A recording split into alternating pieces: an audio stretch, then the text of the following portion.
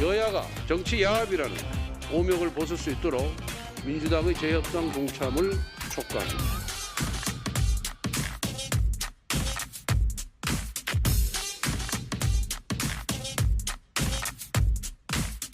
일개 장관 후보자 전화 지시 한 통화로 공당의 입장이 돌변할 수 있는 것인지.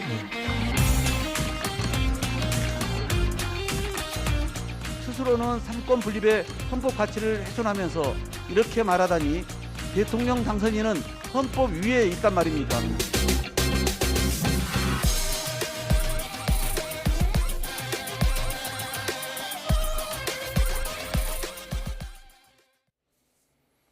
네, 정치권이 다시 검수완박 법안을 놓고 강대강 대치 국면입니다. 한덕수 총리 후보 인사청문회도 파행되면서 결국 다음 달로 연기됐는데요. 정치권 주요 이슈, 여야 정치인 두 분과 짚어보겠습니다. 신경민 전 더불어민주당 의원, 김경진 전 국민의힘 의원 나오셨습니다. 어서 오십시오. 네, 안녕하세요.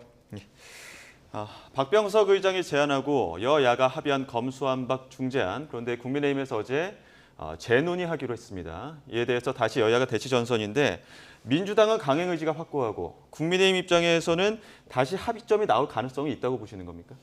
글쎄, 조금 협의하는 걸 지켜봐야 될 텐데 예. 어쨌든 재논의가 안 된다면 결국은 강대강으로 부딪힐 수밖에 없지 않느냐 그렇게 예상을 하고 있습니다. 예. 그러니까 지난주 금요일쯤 아마 그 합의안이 있었던 걸로 기억하고요. 근데 예. 합의안 이후에 저는 사실은 무슨 당직을 맡고 있는 것도 아니고 뭐 인수위에서 어떤 역할을 맡고 있는 것도 아니고 그러는데 심지어는 저에게도 많은 국민들이 직접 전화 또는 문자나 카톡, 뭐 텔레그램 메시지 많이 보내주셨어요. 뭐라고 보십니까? 합의안 맞냐 이런 겁니까? 일단 도대체 니들 무슨 정신으로 정치하냐. 예. 그게 도대체 이게 니들 정치인들만 좋자고 하는 법안 아니냐. 예. 그리고 이게 그렇게 하는 것이 과연 국민을 위한 것이 맞냐. 그 원래대로 좀 더 이제 조금 강한 표현은 아니 그 민주당이 통과되게 놔두고 그냥 헌법재판소에 가서 판단 받아봤어야 되는 거 아니냐. 그렇게 민주당 해달라는 대로 해주는 게 어딨냐. 어쨌든 이런 굉장히 강하고 단호한 예. 이런 목소리들이 많이 전달이 되어 왔고요. 예. 그러니까 심지어는 아무런 직책이 없는 저에게도 그 정도 올 정도였다면 사실은 뭐 이준석 당대표나 당직을 맡고 있는 사람들 예. 또 뭐 안철수 인수위원장이나 심지어는 당선인 주변의 인사들에게도 많이 아마 그런 내용들이 갔을 것 같아요. 항의하는 내용들이. 예. 그래서 아마 이 내부에서는 최초에 합의를 했을 때는 권성동 원내대표가 여러 가지 전국에 고려해야 될 점을 종합적으로 고려해서 어쩔 수 없이 합의를 했겠다라고 하는 이제 그런 어떤 합의의 동기나 이런 점에서 가급적 이해하자 이제 이런 의견들이 많았는데 워낙 이 반대 의견과 여론이 지금 많이 오다 보니까 예. 거기다가 또 원래 민주당 추진했던 법안은 지금 헌법학계, 형사소송법학계 또 어떻게 보면 변호사협회 그리고 민변이라든지 참여연대와 같은 진보 진영에 있는 시민단체에서도 이건 문제가 많고 위헌 소지가 있다는 얘기들이 많았거든요. 보면. 예. 그런 상황 속에서 지금 이 합의가 있었다는 점이 이제 자꾸 다시 부각이 되니까 계속해서 그대로 유지하는 것이 너무 지금 부담스러운 그런 상황이 예. 돼 있는 겁니다. 지금 국민의힘에서 재논의를 위한 어떤 핵심 쟁점이라고 해야 되는 게 선거범죄랑 공직자범죄 이 두 가지에 대해서는 검찰이 직접 수사를 해야 되는 것 아니냐 이런 의견입니다. 여기에 대해서 민주당 입장은 어떻습니까? 지금 지방선거를 앞두고 이제 선거사법 문제가 생기는데요. 사실 지방선거 사법 문제는 경찰도 그 사이에 수사를 많이 해왔고요. 예. 그리고 이제 공직자 문제는 일단 고위공직자는 공수처가 있고 그리고 앞으로 이제 설립하게 될 중대범죄수사청 그러니까 중수청에서 수사를 하게 될 테니까 사실 지금 당내 메커니즘 때문에 그리고 당원들과 검찰의 얘기 그리고 당선인과 한동훈 법무장관 지명자 뭐 당내 메커니즘 때문에 지금 중재안이 파기 상태에 와 있는 거잖아요. 그건 당내 사정이고 민주당으로서는 리스크를 지금 다 훌훌 벗어 던졌습니다. 예. 리스크로 아주 최대 리스크로 갖고 있었던 민영배 파동과 양양자 폭로 파동은 중재안이 나오면서 리스크가 없어져 버렸거든요. 예. 그리고 원안은 여러 가지 논란이 있었지만은 중재안이 나오면서 원안을 둘러싼 논란도 벗어 던졌거든요.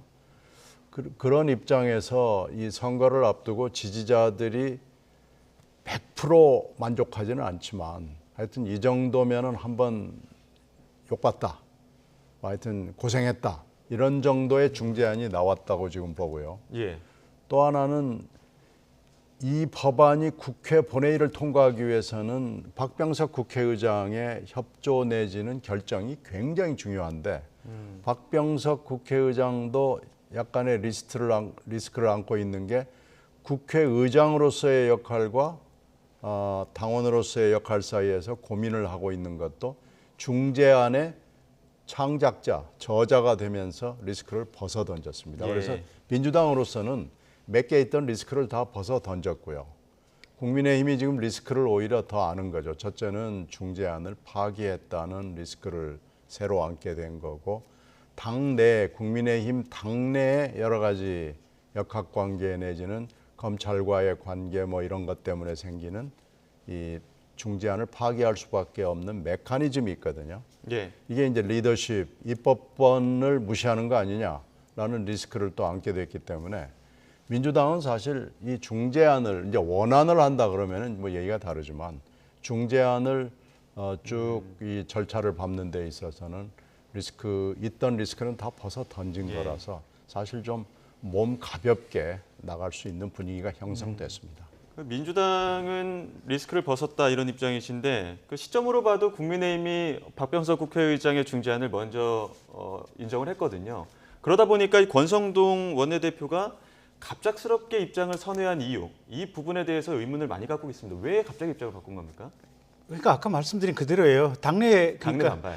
일단 국민들이 예. 항의 전화가 워낙 많이 국민들의 왔어요. 요구. 항의 전화를 권성동 원내대표만 받은 게 아니고 심지어는 저 같은 아무 무관의 저 같은 사람도 받았으니까 예. 모든 관련자들이 항의 전화를 받았고 예. 이걸 견딜 수가 없으니까 결국은 권성동 원내대표한테 이거 어떻게 다시 해봐야 되는 거 아니냐. 예. 그 압력이 결국은 권성동 원내대표한테 몰아져서 가는 예. 거죠. 근데 그 제동을 건 자체가 이준석 대표의 최고위에서 제동이 걸리다 보니까 이준석 대표가 국민들의 전화도 받았겠지만 한동훈 법무부 장관 후보와 전화 통화를 하고 나서 이런 전화 통화가 어떻게 보면 좀 제동의 이유가 아니냐 이런 관측들도 나오고 있거든요. 그건 n분의 1이겠죠. 예. 그게 이유가 아니라고 할 수는 결정적이진 없겠지만 않지만. 그 자체가 결정적인 이유라고 할 수는 없죠. 왜냐하면 예. 한동훈 법무부 장관 후보자 같은 경우는 법무부 장관 지명된 직후부터 이게 민주당 원안 자체 잘못됐다 이렇게 얘기를 했었잖아요, 보면. 예. 그리고 현재 김호수 검찰총장이나 고검장들, 이 검찰의 상층부들, 검사들 전부가 민주당 원안도 잘못됐고 수정안도 잘못됐다라고 하는 것이 지금 현직 이걸 이 법안을 실무적으로 집행하고 받아들여야 될 현재의 공무원들이 지금 그렇게 얘기를 하고 예. 있는 거 아니겠습니까? 예. 그래서 한동훈 때문에 이준석 대표가 그렇게 결정을 했다. 이건 말이는 안 되지만 국민들의 많은 반대 의견이 있는 가운데 그중에 한동훈 법무부 장관 지명자의 의견도 거기에 n분의 1로 있었다. 이렇게 보는 게 정확한 표현이겠죠. 그럼 그 입장 선의 배경이 권성동 원내대표가 인정을 했다가 바로 뭐 입장을 선회했다면 괜찮겠지만 주변에 어떤 압박들이 있었지 않겠습니까? 그러다 보니까 리더십에 대한 어떤 당내 안팎의 불안감이라고 해야 될까요? 그런 것들도 있는데 이 부분은 어떻게 보십니까? 그런 점이 있죠. 근데 이제 구조적으로 보면 이게 172석 대 지금 예. 102석의 의석 차이만큼의 어떤 협상력이 현실적으로 있을 수밖에 없는데 권성동 원내대표 입장에서는 이게 굉장히 중요한 헌법 가치를 수호하는 중요한 어떤 핵심 항목이기는 하지만 총 국무총리 지금 인사청문회도 있고 장관들 인사청문회 앞으로도 여러 가지 현안들이 지금 줄줄이 걸려 있다 보니까 권성동 원내대표 입장에서는 협상력이 정말 지극히 약한 상태에 있을 수밖에 없는 거죠. 그래서 이번 사태뿐만 아니라 앞으로도 계속해서 지금 이런 어떤 협상력이 약한 모습들이 반복될 수밖에 없지 않나 싶어요, 보면. 지금 이 사안을 바라보는 민주당은 그 뭐 전화 한 통 때문에 뭐 당내 의견들이 갑자기 뒤집어졌다 이런 의견들 내고 있는데 어떻게 보십니까? 뭐 그럴 수 있죠. 일단 검찰이 반발하고 검찰의 반발을 의식하지 않을 수가 없는 한동훈. 예. 현재 이제 사표는 아마 냈을 텐데 검사장 그리고 그 검찰을 의식하지 않을 수가 없는 당선인 그래서 그건 뭐 그 어떻게 보면 시각이나 이해관계가 같을 수밖에 없는 거고요. 예. 결국은 당원들의 반발도 있지만 결정적으로는 이 이해관계나 시각이 같은 이 한 덩어리의 검찰 출신들의 예. 이해관계에 국힘당이 끌려다니지 않을 수가 없는 상태를 민주당으로서는 주목하지 않을 수가 없고 그걸 지적하지 않을 수가 없죠. 예. 그래서 거기다가 민주당이 안고 있는 부담이랄까 리스크를 더 덜 수 있었던 건 어제 있었던 문재인 대통령의 얘기입니다. 문재인 대통령이 지난번에는 김호수 총장을 불러다가 굉장히 애매모호한 얘기를 했는데 어저께 회견을 통해서 뭐 분명하게 얘기를 한 거예요. 예. 내 생각은 이렇다라고 어제 처음으로 분명하게 밝힌 거죠. 그러니까 국회의장의 리스크도 덜었죠. 청와대 리스크도 덜었죠. 지금 민주당으로서는 굉장히 몸이 가벼울 수밖에 없고 지금 정의당이 중재안에 대해서 일단 찬성을 했거든요. 예. 그러니까 지금 정의당이 이 사태에 대해서는 아직 정확하게 얘기를 하진 않고 있는데 중재안이 나왔은 직후에 금요일 날에는 긍정적인 반응을 보였기 때문에 이렇게 따지면 정의당이 이 중재안을 밀고 나가는 데 대해서 오케이 사인을 보낸다고 그러면은 국회 절차에 날개를 또 달아주는 게 되죠. 그래서 예. 여러 가지로 민주당으로서는 발걸음이 가벼울 수밖에 없고 예. 이거 중재안도 통과를 못 시키고 절차적으로 진행을 못 시키냐라는 오히려 만약에 잘못됐을 경우에는 비난을 엄청 받을 수가 있거든요. 그래서 민주당의 갈 길은 지금 하나밖에 없습니다. 근데 이제 28일 제가, 예. 제가 조금 보충해서 이제 보충 겸해서 말씀을 드리면 예. 이게 그러니까 단순히 국힘 지지자들만의 의견이다. 내부의 어떤 의견이 정말 강렬한 반대다. 이렇게만 한다면 어떤 면에서는 오히려 이제 권성동 원내대표가 밀어붙일 수 있는 힘이 될 수도 있죠. 예. 근데 문제는 사실은 대한변호사협회, 그러니까 이 지금 뭐 합의안이 실행된다고 한다면 거기에 직접적인 영향을 받는 게 지금 변호사 단체들이잖아요. 예. 보면. 그다음에 형사재판을 담당하고 있는 법원의 법관들, 변호사 단체 같은 경우는 어쨌든 이게 지금 수정 합의안도 지금 위헌 소지가 굉장히 높다고 지금 얘기를 하고 있는 거 아니에요, 보면. 예. 대부분의 변호사들이 지금 똑같은 의견이고, 그다음에 형사소송법 학회, 헌법 학회에서도 이거 안 된다라고 지금 얘기를 하고 있거든요. 그리고 최소한 입법을 하려면 2020년에 우리 형사소송법 개정안 좀 평가해 보고, 예. 그다음에 이 지금 법안에 대해서도 이 중차대한 이렇게 큰 정도의 개정을 하려면 1년, 2년 공청회도 하고 사람들 의견도 들을 만큼 들어보고 해야 되는데, 이게 도대체 보름 만에 뚝딱하고 이루어지는 이런 것들이 어딨냐. 그것도 위헌적인 성격이 매우 높은 법을. 이 얘기를 국힘 지지자들이 하는 게 아니고 대한변호사협회, 그다음에 법원 쪽, 예. 그다음에 형사소송법, 헌법학회 예. 이쪽에서 지금 중립적인 단체에서 지금 얘기를 하고 있는 거거든요. 예. 그러다 보니까 예. 사실은 합의를 했었던 권성동 원내대표 입장에서는 이게 계속해서 합의대로 합시다라고 하는 말의 힘이 약해질 수밖에 없는 거죠.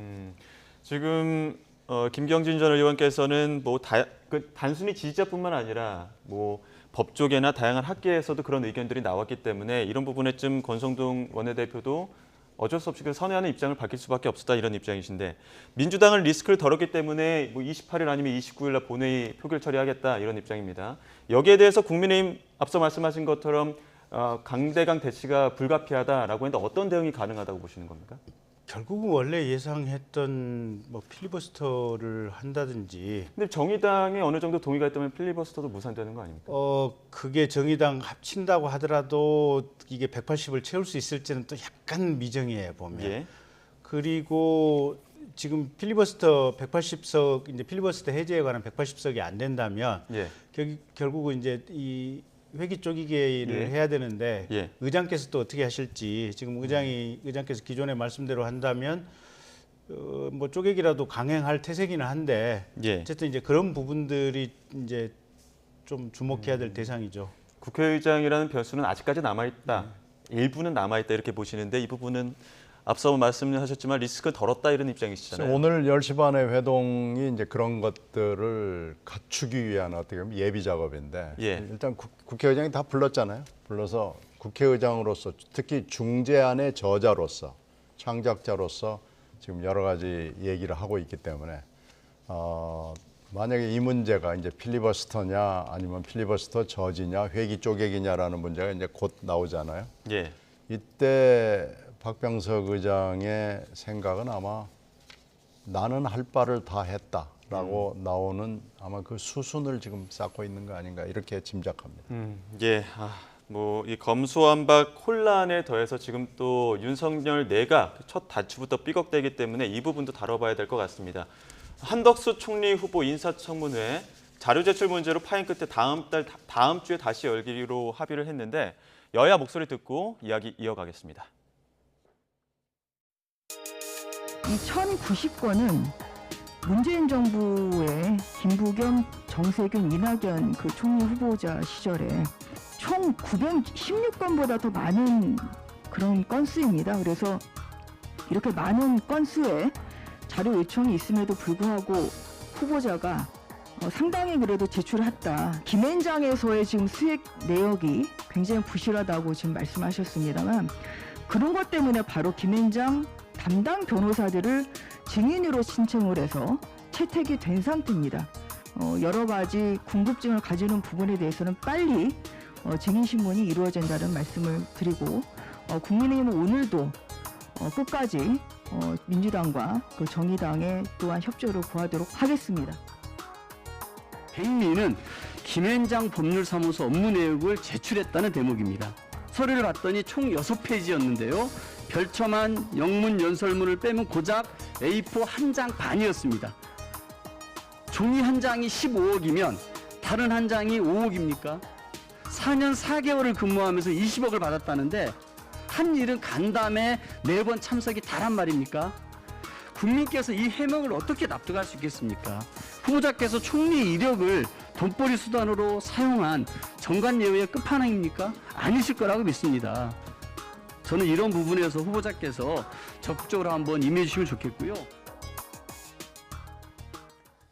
네, 여야 입장 듣고 오셨는데 간단하게 이야기하면 이렇습니다. 그러니까 민주당 쪽에서는 자료 제출이 미비하다, 국민의힘에서는 너무 과하다, 횡포다 이런 입장이신데 먼저 자료 제출이 미비하다는 쪽 입장부터 들어보겠습니다.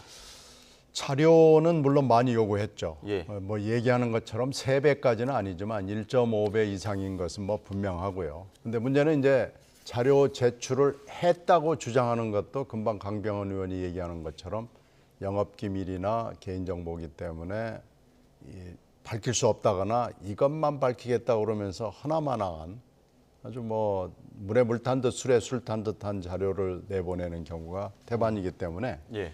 낸 자료도 낸 거라고 볼 수가 없다는 거죠. 그러니까 진짜로 내달라 이런 거고요. 김앤장 그 수임료 문제가 지금 제일 큰 현안인데 예. 총리를 지내고 또 뭐 주미대사나 여러 가지 굉장한 경력을 가진 분이 김앤장에서 몇십억을 주면서 뭐 스피치나 뭐 그런 거 하려고 했을 리가 없잖아요. 진짜 실질적으로 뭘 기여하고 어떻게 기여했는지를 보여주는 자료를 내달라라고 얘기를 하는 거죠. 예. 뭐 틀림없이 지금 6페이지짜리인데 거기에 보면은 무슨 뭐 베트남하고의 뭐 경협 회의 뭐 이런 걸 텐데 그것만 했을 리가 없잖아요.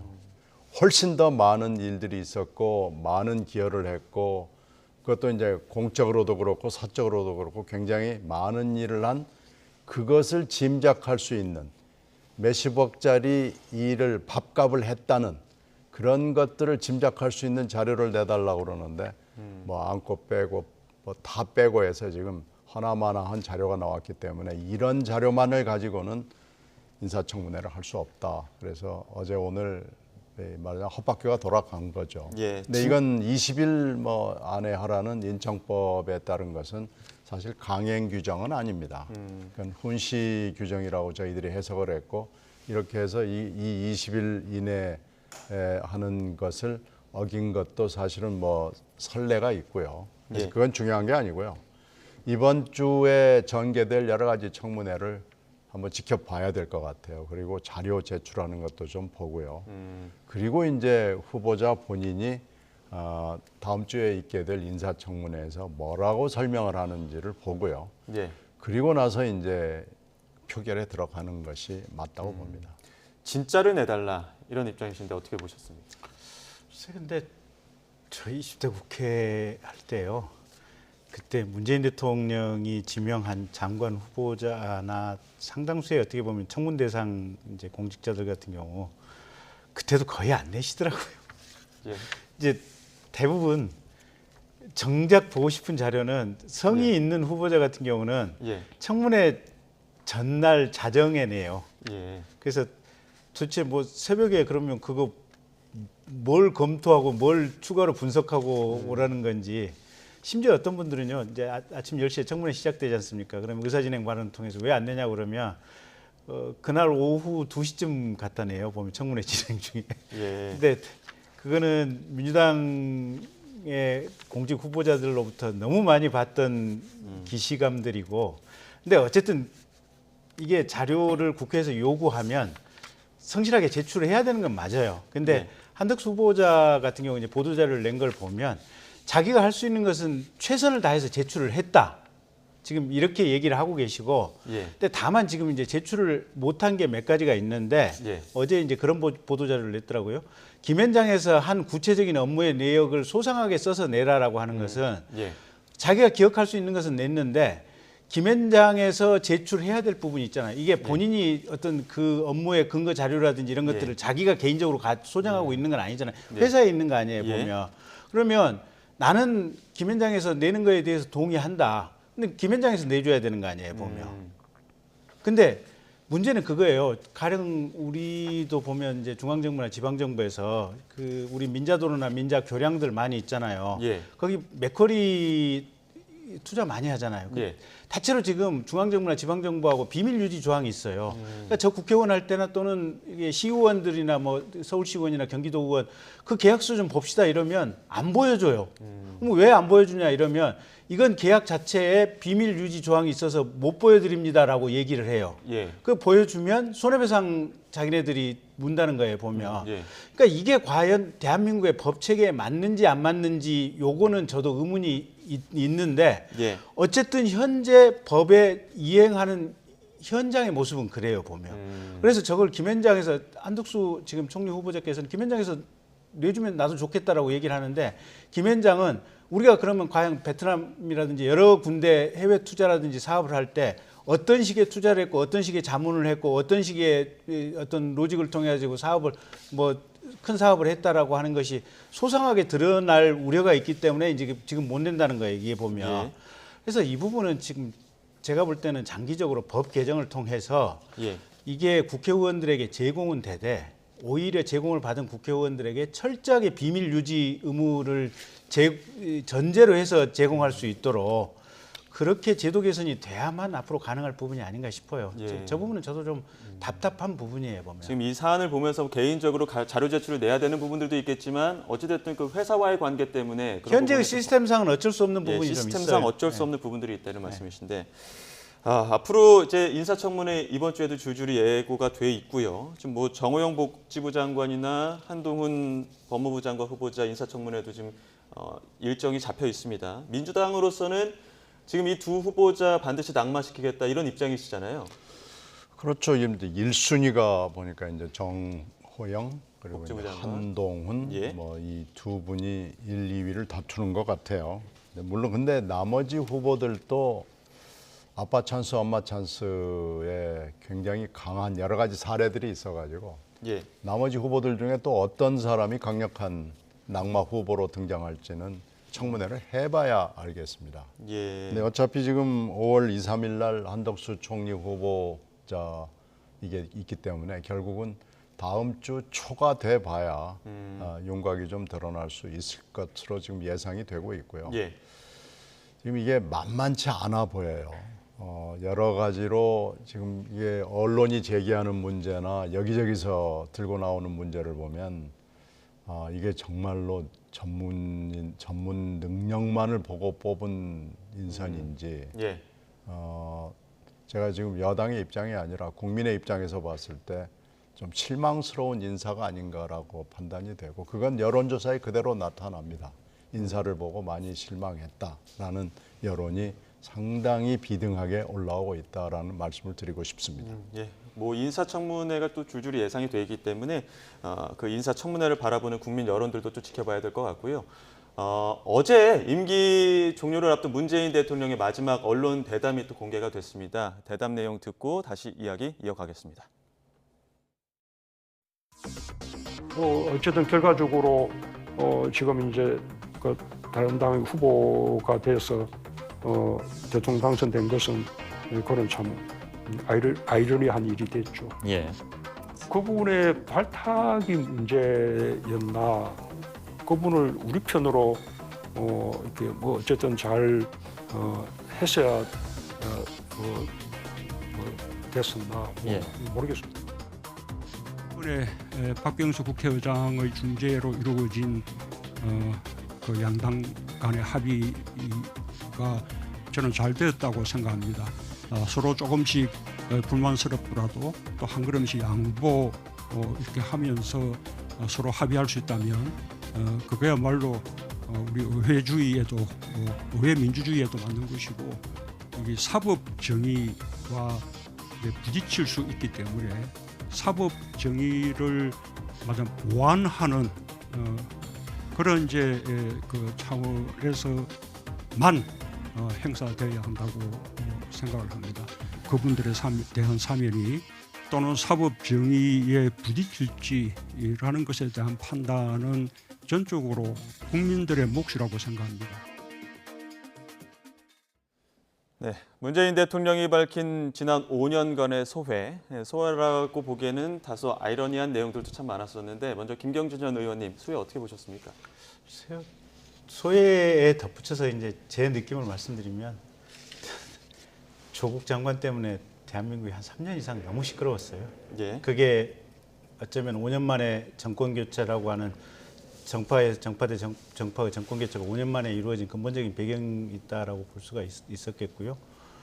이제 아까 사면과 관련해서는 사실은 대통령의 권한이라기보다도 어떻게 보면 책무다라는 쪽으로 말씀을 하시는데 그 부분은 정확한 말씀이시고 말씀을 잘 하신 것 같아요.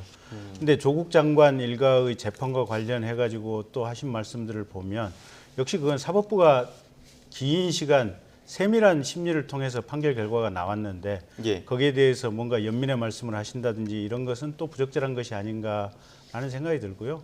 저는 가장 기본적으로 저 화면에는 안 나왔는데 문재인 정부 5년 동안에 국가 부채가 너무 늘었어요. 그 전에 대통령은 5년의 임기 동안에 대체로 한 100조에서 130조 정도 부채 증가하고 끝났거든요.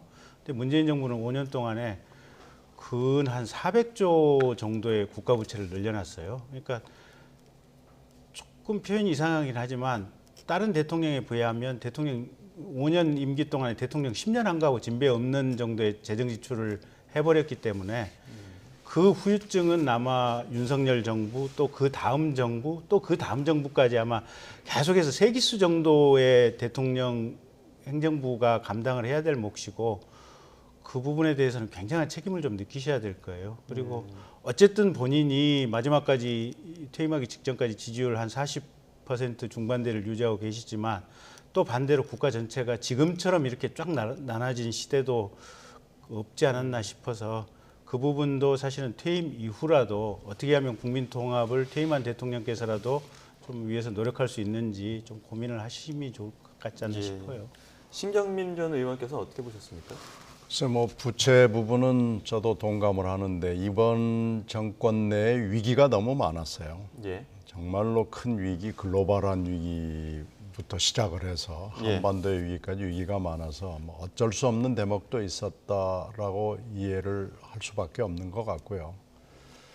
또 하나 문제는 지금 이 검찰 문제가 임기 막판에 와서 이렇게 된 거에 대해서 제가 한 말씀만 드리면은 검찰 개혁이 아주 중요한 우리 어젠다였다 그러면은 사실 법무장관과 검찰총장의 인사를 아주 신중하게 했어야 되는데 법무장관이 지금 박범계 장관까지 하면은 4분 아니에요?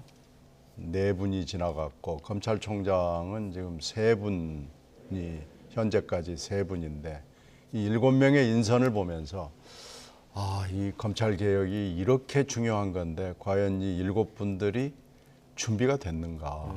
오히려 그 7분들의 이 적재적소에 들어가지 못함으로 해서 이 일만 시끄럽고 별로 그렇게 상쾌하게 진행되지 않은 거 아닌가라는 좀 자성이 있습니다. 예, 검찰 개혁과 관련해서는 인선이 조금 아쉬웠다 이런 말씀이신데요. 검수완박 관련해서 문재인 대통령 발언이 있었습니다.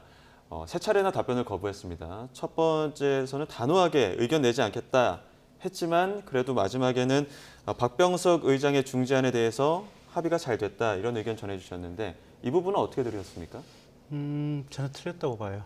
틀렸다고 보십니까? 기본적으로 저는 이제 법조인의 입장에서 예. 대한변호사협회라든지 현재의 헌법학자들, 형사소송법학자들, 법원 행정처에서 낸 것처럼 합의안조차도 헌법 위반의 소지가 굉장히 많은 법안이고 이것 역시 충분한 시간을 두고 절차적인 과정을 완비해서 입법이 이루어지는 것이 아니고 군사 작전하듯이 지금 민주당이 입법 독재를 하고 있는 과정이기 때문에 절차도 틀렸고 내용도 위헌성이 많은 법안이다라고 하는 게 제 개인적인 의견입니다. 검수완박 관련해서 앞서 이야기 많이 했기 때문에 이 부분 한번 여쭙겠습니다. 한동훈 장관 후보자 관련해서 이 검수완박 저지 표현이 굉장히 위험하다 이런 이야기도 했거든요. 그러니까 한동훈 장관 후보자 겨냥해서 뭐 국민을 이렇게 발언하는 것 자체가 좀 조심스러워야 되지 않겠느냐 이런 이야기도 했는데 이 부분은 어떻게 보셨습니까? 글쎄 그 부분 역시 문재인 대통령님 말씀이 저는 틀렸다고 봐요. 예. 법무부 장관 후보자라면 검수완박과 관련된 본인의 가치 판단에 대해서 분명히 얘기할 수 있어야 되고요. 예. 뭐 최근에 여론조사 수치 보면 검수완박 저렇게 추진하는 게 잘못됐다고 하는 여론이 훨씬 높고요. 그다음에 전문가 집단이라고 하는 법관, 변호사 또 시민단체에서도 여러 가지 실체적 내용, 절차적인 과정에 대해서 문제를 삼고 있는 것을 보면 예. 문재인 대통령께서 그 한동훈 법무부 장관 후보자 비난하는 내용이 과연 올바를까? 저는 아니라고 봅니다. 오늘 한동훈 장관 후보자 인터뷰 내용이 나왔는데 지금 문재인 대통령 발언과 관련해서 현장을 책임질 법무장관 후보자가 몸살이고 침묵하는 거 이거 직업윤리와 양심에 맞지 않다 이렇게 또 반격을 했거든요. 이 부분 어떻게 들으세요? 지금 이 문제를 가지고 사실 몇 시간 토론을 해도 부족한 건데 제가 딱 한 가지만 지적하고 싶은 건요. 예. 검찰개혁이 그 당시 촛불 집회에서 제일 큰 것 중에 하나였거든요. 언론개혁하고 재벌개혁하고 해서 검찰개혁이 첫 번째로 들어가 있었으면은 사실 검찰이 자성과 성찰의 움직임을 보였어야 됩니다. 그런데 지난 5년 동안 전혀 보이지 않았고요.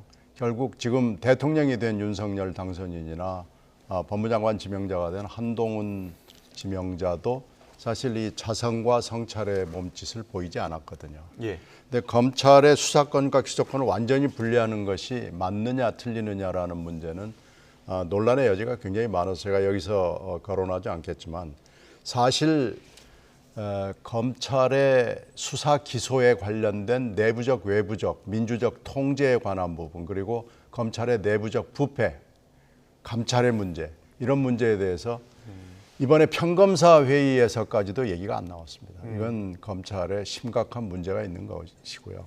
검찰을 고쳐서 할 수 있느냐라는 것에 굉장한 의문점이 가는 대목입니다. 예. 마지막으로 짧게 지방선거 이야기도 해봐야 될 것 같습니다. 저희가 앞서 뉴스에서 박주민 의원 그 서울시장 경선 후보 사퇴한 이야기 속보로 전해드렸는데, 그러니까 법사위 일정이 너무 바쁘다 보니까 어쩔 수 없는 판단이다 이렇게 사퇴 배경을 밝히긴 했는데 다른 상임위도 바쁘긴 하잖아요. 왜 이렇게 사퇴하신 거라고? 법사위는 뭐 지금 너무나 핫플레이스이기 때문에 예. 그것도 있지만은 뭐 도저히 박주민 의원이 승산이 안 서는 것이 더 큰 이유가 되겠죠. 예. 그래서 이렇게 지금 직전 대표를 했던 분이 나와가지고 서울시장 후보를 굳이 하겠다고 그러면은 사실 좀 싸우기는 쉬워 보이지는 않습니다. 그래서 그런저런 점에서 오늘 고뇌 끝에 결정이 나왔다고 보고요. 이렇게 되면은 서울시장 후보라는 것이 이제 뭐 거의 결정 직전 단계에 와 있다 이렇게 판단됩니다. 예. 반대로 지금 성남 분당 갑 재보선도 관심을 모으고 있는데 이재명 고문 측의 등판론도 나오고 있고요. 또 안철수 위원장이 또 재보궐에 나서는 거 아니냐 이런 관측들도 있는데 어떻습니까? 글쎄요, 두고 봐야 되겠어요. 워낙 거물들이라 예. 본인들 몸 움직이는 의사결정하기가 쉽지 않은 분들이거든요. 예. 그래서 어떤 의사결정을 하실지. 근데 저는 안철수 위원장님 같은 경우는 나오는 것도 괜찮다고 봐요. 어차피 현역 의원으로서 활동하시면서 예. 또 당내에 안착하고 뭐 다음번 대선 준비한다고 하면 당내에서 활동하기 위해서는 의원직이 있는 게 훨씬 낫거든요. 그래서 나오는 것도 좋은 방안이라고 생각하는데 어떤 의사결정을 할지는 모르겠습니다. 예, 생각지도 않은 기회니까 네. 안철수 위원장 입장에서는 잡는 게 맞겠죠. 그 지역이 또 안철수 위원장 그 최대 주주로 있는 그렇죠. 회사가 네, 있는 곳이기 네. 뭐 때문에 그렇게 맞추기가 쉽지 않습니다. 알겠습니다. 자, 이 부분까지 짚어보겠습니다. 자, 지금까지 신경민 전 더불어민주당 의원 그리고 김경진 전 국민의힘 의원과 이야기 나눴습니다. 오늘 말씀 고맙습니다. 네, 고맙습니다.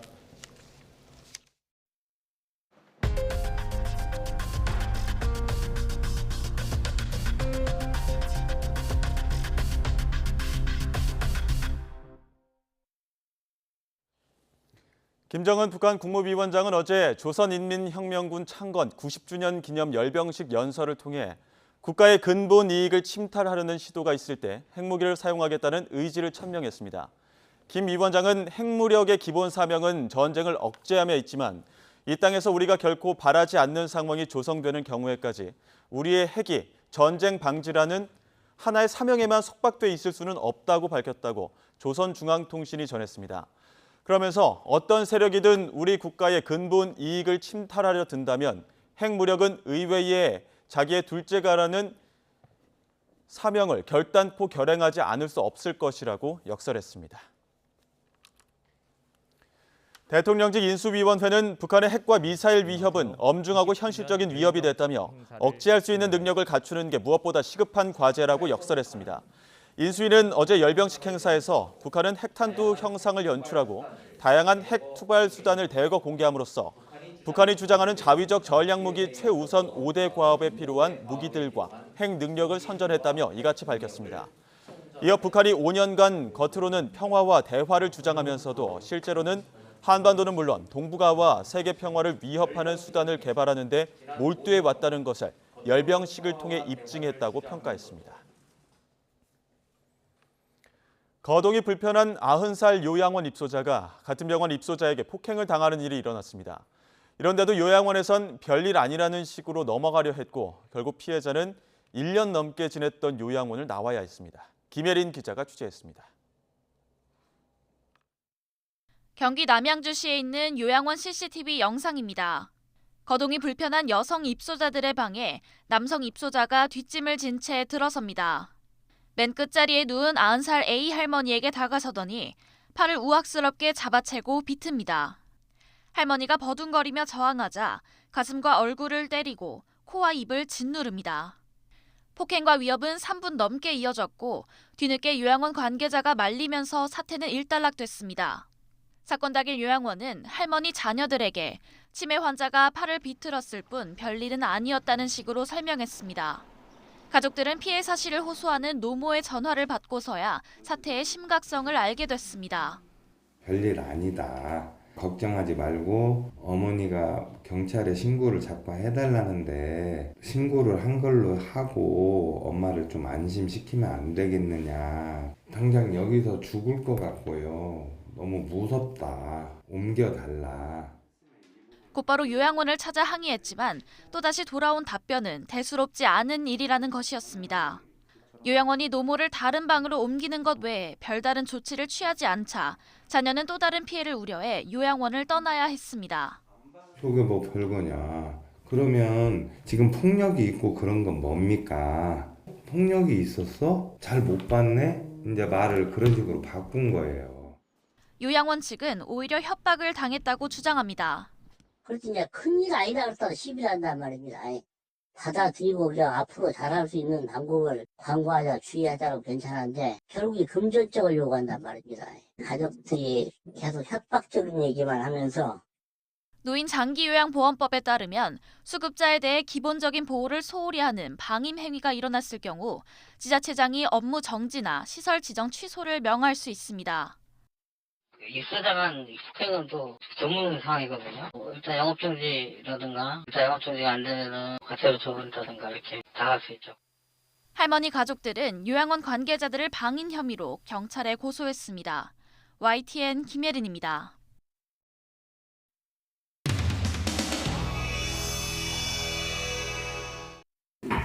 들어가겠습니다.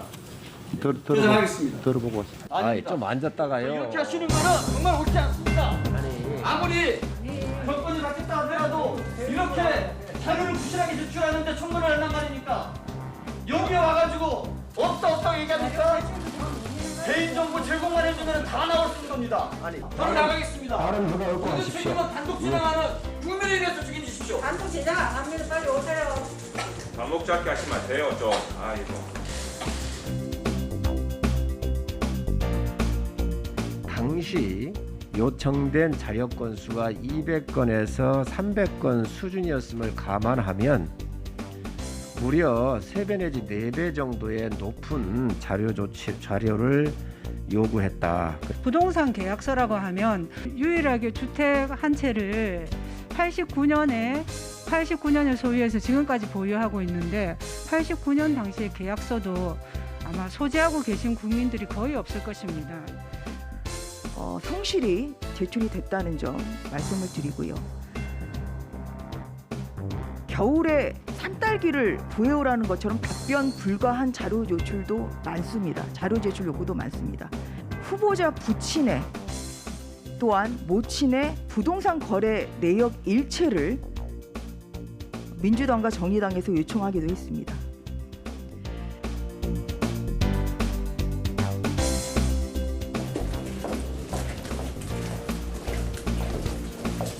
솔직히 부동산 계약서를 한번 생각을 해보십시오. 여러분이 만약에 집을 샀다 그러면은 그 계약서를 어떻게 보관할 것 같습니까? 아마 지방 금고에다가 고이 모셔놓고 가끔씩 꺼내보면서 뿌듯해하시고 그럴 겁니다. 부동산 계약서는 그 정도 아니겠습니까? 저는 후보자께서 못 찾으실 수 있다고 생각합니다. 자료가 없을 수도 있다고 생각합니다. 이 부동산원에 가면은 한국부동산원에 가면은 그런 거래 내역들 같은 거를 다 확인할 수가 있습니다. 개인정보 제공을 동의해 주시면은 후보자께서 그 옛날 계약서 같은 걸 다 찾아서 저희한테 하실 필요가 없습니다. 겨울철에 산딸기를 구해오라는 격이다 그렇게 말씀을 하셨는데 지금은 사시사철 산딸기를 구할 수 있는 시대가 됐다. 문제는 한덕수 후보자의 의지다. 부동산 거래에 대한 계약서를 내라 하니까 안 가지고 계신다. 그런데 당사자가 미동의해서 자료를 제출할 수 없다고 하니까 그거 미동의는 조금 납득이 잘 안 돼서 왜 미동의를 한 것인지. 글쎄요, 그 부동산에 대해서는 뭐 제가 정확히 알지는 못합니다만 아마 한번 알아보겠습니다. 김 현장에 근무하실 때 무슨 내역을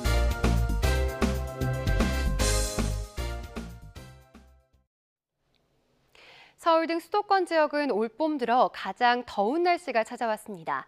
맑은 하늘 아래 햇살이 강하게 내리쬐고 남쪽에 머무는 비구름으로부터 고온다습한 수증기가 유입되고 있기 때문인데요. 현재 서울 기온은 28.7도, 동두천은 30.3도까지 치솟으며 올봄 가장 높은 기온을 기록했습니다. 반면 지금도 산발적인 비가 내리고 있는 광주는 19도 선에 머물며 선선합니다. 현재 강한 비구름은 제주도와 남해안에 영향을 주고 있습니다. 제주도에는 호우주의보가 발효 중인 가운데 시간당 15mm 이상의 강한 비가 이어지고 있는데요.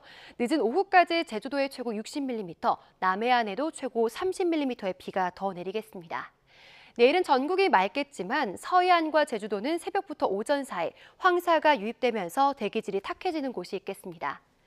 내일부터는 고온 현상이 누그러지고 서울과 대전의 아침 기온은 10도, 광주는 11도에서 출발하겠습니다.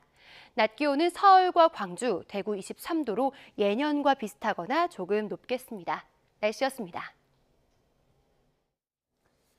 화요일 더 뉴스 마치겠습니다. 함께해 주신 여러분 고맙습니다.